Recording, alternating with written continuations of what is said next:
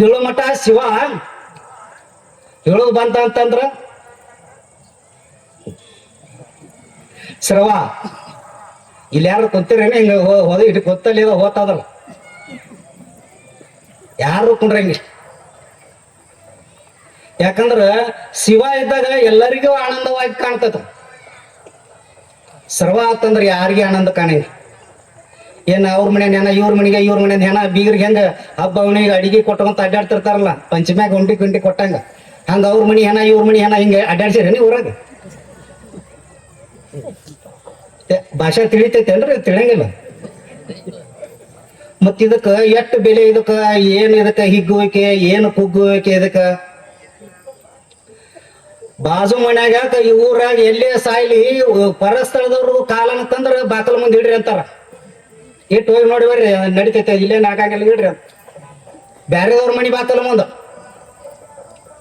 ಆ 4 ಮಂದಿ ಹೆಣ ವಜ್ಜಾದ ಹೊತ್ನ್ಯಾಗ ನೀ ಬಾಕಲ್ನಾಗ ಒಂದ್ ಸ್ವಲ್ಪ ಕಟ್ಟಿ ಮ್ಯಾಗ ಇಡ್ತೇವ ಅಂತನ್ರಿ. ಯಾಕ ಏನ್ ನಿಮ್ಗೆ ಏನಾರು ಸಿಕ್ತ ನಗಾಕತ್ತಾರಲ್ಲ ಆ ಯಾಕ ಬ್ಯಾಡ ಅನ್ನಕತ್ತ ಊರಾಗ ಸೌಕರ್ಯ ಅದ, ನಾವು ಸೌಕರ್ಯ ಬೇಡ ನಿಮಗ ಅಲ್ಲ. ಕಾಲ ನೋಕ ಇಡಾಕ ಬೆಲೆ ಐತಿ, ಇದಕ್ಕೆ ಎಷ್ಟು ಬೆಲೆ ಐತಿ ನೋಡ್ರಿ. ಇಡಾಕ ಸತ್ಯಕ್ಕ ಬಾಕಲ್ ಕಟ್ಟಿ ಮ್ಯಾಗ ಬೇಡ, ಬಾಕಲ ಸತ್ಯಕ್ಕೂ ಇಡಂಗಿಲ್ಲ. ಅದ್ರ ಜಾಗ ಎಲ್ಲೈತಿ ಅಲ್ಲೇ ಒಯ್ರಿ ಅದನ್ನ. ಸಾವುಕಾರ ಯಾರನ್ನೂ ಅನ್ನಂಗ ಹೆಸರ ಅನ್ನಂಗಿಲ್ಲ. ಅದು ಹೋತನ ಒಣದ ಅಂತ ಕೇಳು. ಇದ್ದಾಗ ಏನ್ ಬೇಕಾದ್ದೆಲ್ಲ ಒಯ್ದ್ರನ್ನ ಅದನ್ನ ಎಷ್ಟು ಬೆಲೆ ನೋಡೋದು. ಇಂಥ ಈ ಶರೀರಕ್ಕೆ ನೀ ಹಿಗ್ಗುವಿಕೆ ಯಾಕೋ ಕುಗ್ಗುವಿಕೆ ಯಾಕೋ ಅಂತಾರ. ಅದಕ್ಕೆ ನಿಜಗುಂಡ್ರೆ ಹೇಳ್ತಾರ, ಕೆಡುವ ಶರೀರದ ಸಫಲತೆ ಯಾವುದು ಪರ ಈತ. ಕೆಟ್ಟ ಹಾಳಾಗುವಂತ ಶರೀರಕ್ಕೆ ನೀ ಯಾಕೆ ಹಿಗ್ತೀಯ ಕುಗ್ಗುತ್ತೀಯ? ಅದಕ್ಕೆ ನಿಜವಾದ ತಿಳುವಳಿಕೆ ಇಲ್ಲ. ಅದಕ್ಕೆ ನಮ್ಗೆ ಈ ಶರೀರನಾಗ ವೈರಾಗ್ಯ ಬಂದಿಲ್ಲ.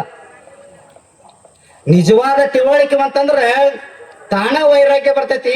ಅವಾಗ ಸತ್ಸಂಗದ ಫಲ ಅಂದ್ರೆ ಏನ್ ಅನ್ನೋದು ಗೊತ್ತಾಗತಿ.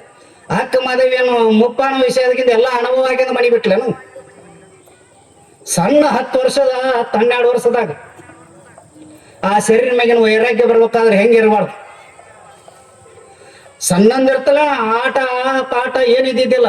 ಅವಾಗ ಲಿಂಗ ಪೂಜೆ, ಅವಾಗನ ಧ್ಯಾನ ಕುಂಡ್ರದು, ಅವಾಗನ ಸಣ್ಣ ಸ್ಥಿತಿ ಇದ್ದಾಗನ ಧ್ಯಾನ ಸ್ಥಿತಿ ಅದೆಲ್ಲ ಮಾಡ್ಕೊಂಡು ಅನುಭವ ಮಾಡ್ಕೋಬೇಕಾದ್ರೆ ಆ ಮನಸ್ಥಿತಿ ಹೆಂಗಿರಬಾರ್ದು. ನಾವು ಜ್ಞಾನ ಮಾಡ್ತೀವಿ.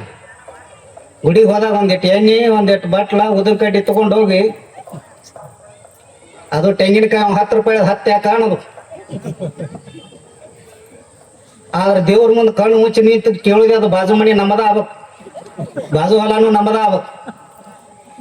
ಆ ದೇವ್ರಿಗೆ ತಲೆ ಕಿಲಿ ಕೆಟ್ಟೈತೆ, ಒಂದು ರೂಪಾಯಿ ಎಣ್ಣೆ ಹಾಕಿಸ್ಕೊಂಡು ಅವನ ಶ್ರೀಮಂತ ಆಗಿಬಿಡ್ತಿದ್ನಲ್ಲ. ಮತ್ತ ನಾವು ಆ ಹೊತ್ನ್ಯಾಗ 1 ನಿಮಿಷ ಕಣ್ಣು ಮುಚ್ಚಿ ಕಾಣ್ತಿದ್ರೊಳಗೆ ಏನ್ ಬಿಟ್ಟಿರ್ತಾರ ಅವ್ರಿಗೆ ಗೊತ್ತದ. ಅಪ್ಪ ಅವ್ರು ಅಂತಿದ್ರು 60-70 ಸಾವಿರ ಜನ ಕೂಡ್ತಿದ್ರು ತೇರಾದ ಮುಂಜಾನೆ ಪ್ರವಚನಕ್ಕ. ಅವ್ರಂದ್ರು ಇಷ್ಟು ಮನಸ್ಸಿನ ಸ್ಥಿತಿ ಎಷ್ಟ್ ಅದಾವು, ನಾವು 1 ಕ್ಷಣದಾಗ ಅಷ್ಟು ಅವನ್ನ ಸ್ಕ್ಯಾನ್ ಮಾಡ್ಕೊಂಡೆ ಅವು ಯಾರ್ಯಾರ ಮನಸ್ಸಿನಾಗ ಏನೇನ್ ಅದಾವ ಅಂತೇಳಿ. ಅವ್ರಂತಿದ್ರು ಎದ್ದು ಹೋಗಿಂದ ಇವತ್ತು ನಾ ಮನಸ್ಸಿನಾಗ ಏನ್ ಅನ್ಕೊಂಡ್ ಬಂದಿದ್ಯಾ, ನನಗೆ ಅದ್ರ ತಕ್ಕನ ಹೇಳಿದ್ರು ನೋಡ ಅನ್ಕೋತ ಅವ್ರು ಹೋಗೋರು. ನಮ್ಮ ಮ್ಯಾಗ ಇತ್ತು ಅದು ಪ್ರವಚನ ಐತಂತೇಳಿ. ಅದಕ್ಕೆ ಒಬ್ಬ ಜ್ಞಾನಿಗೆ ಕುಲಕೋಟಿ ಉದ್ಧಾರ ಮಾಡುವಷ್ಟು ಸಾಮರ್ಥ್ಯ ಗುರುವಿಗೆ ಮಾತ್ರ ಅಲ್ಲ ಹೊರತು, ಕಬೀರಾಗ ಹೇಳಿದ, ನಿಮ್ಮ ಪಾಪ ಕರ್ಮ ಕಳಿಬೇಕಾದ್ರೆ ಗುರುವಿನಿಂದಲೇ ಹೊರತು ಬಂಧು ಬಾಂಧವ್ರಿಂದ ಅನ್ಬೇಕಾಗಿತ್ತಲ್ಲ. ಬಂಧು ಬಾಂಧವರು ಬಂದುಂಡು ಹೋಗೋರು 4 ದಿನ ಇರ ಅನ್ಬೋದು ನೀವು ಅಟ್ಟೆ. ಅದ 15 ದಿವ್ಸ ಗಟ್ಲೆ ಇದ್ರ ಊರಾಗಿನ ಹಕೆಡೆ ಬಂದಾನ, ಇಲ್ಲೇ ನಿಂತನಲ್ಲ ಕಾಯಂ ಅಂತೇಳಿ 4 ದಿನ ಎಲ್ಲಾ ಚಂದ. 4 ದಿನದ ಮ್ಯಾಗ ಹೋತಂದ್ರೆ ಎಲ್ಲಾ ತೊಂದ್ರೆ. ನಮ್ಮ ಮನಿನ ಸ್ವರ್ಗ ಅಲ್ಲ ಹೊರತು, ನಮ್ಮ ಊರನ ಸ್ವರ್ಗ ಅಲ್ಲ ಹೊರತು ಇನ್ನೊಂದು ಯಾವ ಸ್ವರ್ಗ ಹಂಗ. ನಮ್ಮವ್ರೆ ನಮಗ ಆಗ್ಬೇಕಲ್ಲ ಹೊರತು ಹೊರಗಿನವ್ರು ಎಂದೂ ನಮಗ ಆಗಲ್ಲ. ಅದಕ್ಕೆ ನಮ್ಮ ಜಗದಾಗನ ಕುಂತು ಬೇಕಾದ ಮಾಡ್ಕೊಳಕ್ ಬರ್ತೈತೆ ಅನ್ನಕನ ಬಸವಣ್ಣವ್ರ ಕಾಲಕ್ಕೆ ಎಲ್ಲಾ 786 ಮಂದಿ ಗಣಗಳು ಅದರಾಗ 60 ಮಂದಿ ಹೆಣ್ಣು ಮಕ್ಕಳ ಜ್ಞಾನಿಗಳು. ಅವ್ರಿಗೆ ನಿಮ್ಮಷ್ಟು ಸೌಕರ್ಯ ಇದ್ದಿದ್ದಿಲ್ಲ. ಅವ್ರಿಗೆ ಯಾವ್ದಾರ ಊರಿಗೆ ಹೋಗ್ಬೇಕಾದ್ರೆ ನಡ್ಕೊಂತ ಹೋಗ್ಬೇಕು.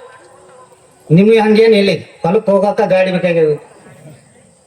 ಇನ್ನೊಂದು ಊರಿಗೆ ಹೋಗ್ಬೇಕಾದ್ರೆ ಮುಗದಾಗ್ತಾವ ತೀರ ಹೇಳ್ಬೇಕು. ನಿಮ್ಮ ಅಲ್ರಿ ಅಮ್ಮಾರ ಈಗ ಹೇಳಕ್ ಕುಂತವ್ರ. ಮೊನ್ನೆ ದೀಪಾವಳಿ ಎಡಬಲ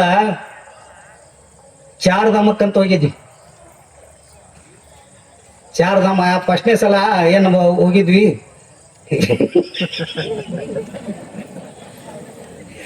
ಇಲ್ಲಿ ಚಳಿಗಿನ ರಗ್ ಹೊತ್ಕೊಂತೀವಿ ನಾವು ಜನ. ಅಲ್ಲಿ ಮೈನಸ್ ಮ್ಯಾಗ ಮತ್ತು ಪಾಯಿಂಟ್.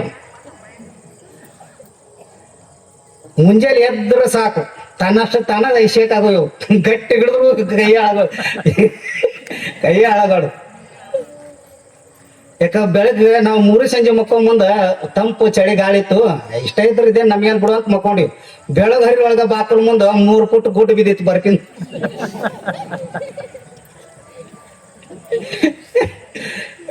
ಇನ್ನೊಮ್ಮೆ ಹಿಮಾಲಯ ಕಡೆ ಮುಖಾನ ಮಾಡೋ ಬೇಡ.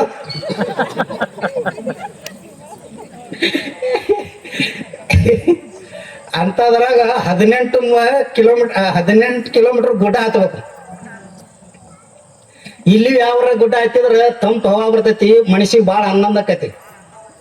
ಇಲ್ಲೆಲ್ಲ ಶ್ರೀಶೈಲಕ್ಕದು ಹೋದಾಗ ಬೆಟ್ಟಗಳನ್ನ ಹತ್ತಾರಲ್ಲ, ತಿರುಪತಿ ಬೆಟ್ಟ ಇಲ್ಲಿ ಎಲ್ಲ ಯಾವ ಬೆಟ್ಟ ತೋರ್ ನೀವು ಎಲ್ಲಾ ಬೆಟ್ಟ ಹತ್ತಿದ್ರು ತಂಪು ಅನಿಸ್ತೈತಿ, ಹಿತ ಹಾಕತಿ.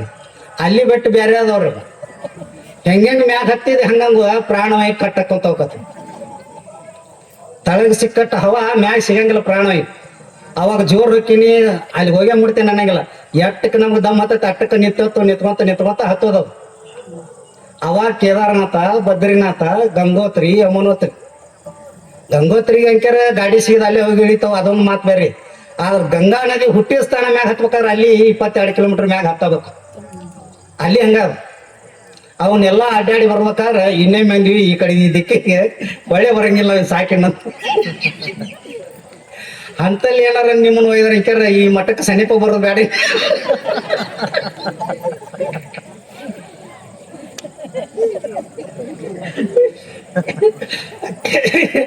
ನಿಮ್ನೇನು ಅಲ್ಲೇನು ಕರ್ಕೊಂಡು ಹೋಗ್ಲಿ, ಹೆದರ್ಬೇಡ್ರಿ, ಯಾರು ನಿಶ್ಚಿಂತವಾಗಿರಿ ನೀವು. ಆದ್ರೆ ಇವ್ರಿಗೆ ಬಿಡಂಗಿಲ್ಲ. ಇವ್ರಿಗೆ ಇದ್ರ ಗಟ್ಟಿ ಯುವಕರು ಅದಾರಿ, ಅವ್ರು ಹೋಗಿ ಬರ್ತಾರ, ಅವ್ರದೇನ್ ಚಿಂತೆ.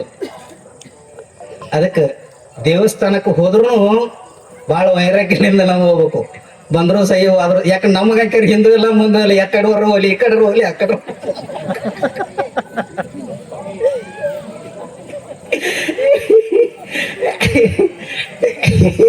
ಆದ್ರೆ ಇವ್ರನ್ನ ಯಾರ ಕರ್ಕೊಂಡು ಹೋದಾಗ ಯಾಕಡೆ ಹೋದ ಗುರುಗಳು ನಮ್ಮ ಮನೆಯವ್ರ ಕರ್ಕೊಂಡು ಹೋದ್ರೆ ನೀವು ಅಂತೀವ ತಕರಾರು ಕೊಡ್ರು ಮಂದಿ ನೀವು.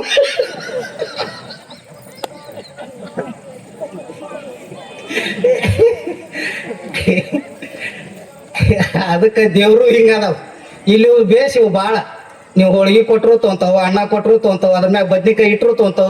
ಕೊಡ್ಲಿ ಅದು ಬದ್ನಿಕಾಯಿನೂ ಬೇಡದು, ಅದನ್ನು ಬಿಟ್ಟರು ನಡಿತೈತಿ. ಒಟ್ಟು ನೀವು ಹೆಂಗ ಕೊಡ್ರಿ ಏನ್ ಅನ್ನಂಗಿಲ್ಲ.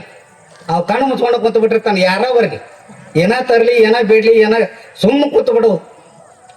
ಆದ್ರೆ ಯಾರು ಶರೀರಲಿಂದ, ಅಂತಃಕರಣದಿಂದ, ಭಾವಪೂರ್ವಕವಾಗಿ ಶ್ರದ್ಧಾ ಭಕ್ತಿಲಿಂದ ಯಾರ ಬರಲಿ, ಅವ್ರು ಬೇಡಿದಂತ ಕೊಡು ಸಾಮರ್ಥ್ಯ ಊರಾಗೂ ಅದ, ಹೊರಗೂ ಅದ. ಇಲ್ಲ ಅಂದವ್ರಿಗೆ ಅವ್ ಎಲ್ಲಿ ಬೇಕಾದ